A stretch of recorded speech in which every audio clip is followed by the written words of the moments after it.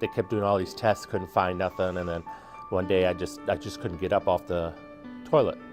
My legs just went numb from the waist down. So I had to call 911. They had to take me to the hospital, and they sent me over to Hurley for MRI, and they found an abscess on my spine. So then they flew me over to Henry Ford, did emergency spinal surgery, said I would never walk again. And then once I came home, we had to look for some place for therapy. And then I went to 2 places. I went to one place and then I came here, and this place was by far the best. I mean, it was like 6:30 at night, so much activity, so many people around, the friendliness, it was just unbelievable. And I said to Kevin, I go, this is the place we need to go. We did the evaluation. I kind of wanted to see where his strength was in his legs. I thought it might be a chance he could stand. Got him up the first time, he stood for 1 second, fell back into his chair, and that was kind of our starting point. In my mind, I was saying I have to walk again. I just cannot be.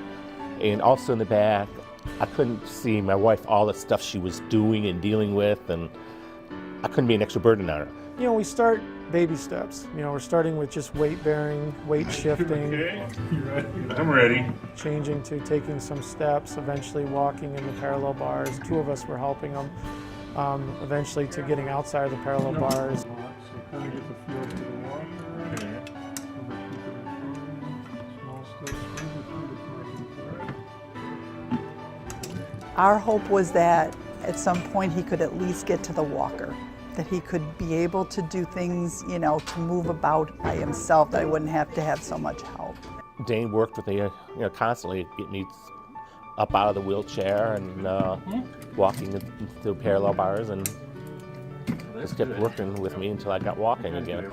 I had tears in my eyes the first time I saw him stand up at the bars, and then he sent me a video with him, you know, little less assistance, and then it was, oh my gosh, the first time he says, I think we can take the walker in now, and you know, so then it was with the walker, and I think the real tears came when he walked with the cane. That was just like unbelievable. I wasn't here that day, but it was just unbelievable. He sent me the video, and I'm just like, oh my gosh. And everybody at work, it's like, oh my God, he's a miracle boy, he's a miracle boy. Door in there. One more good one. One more good one.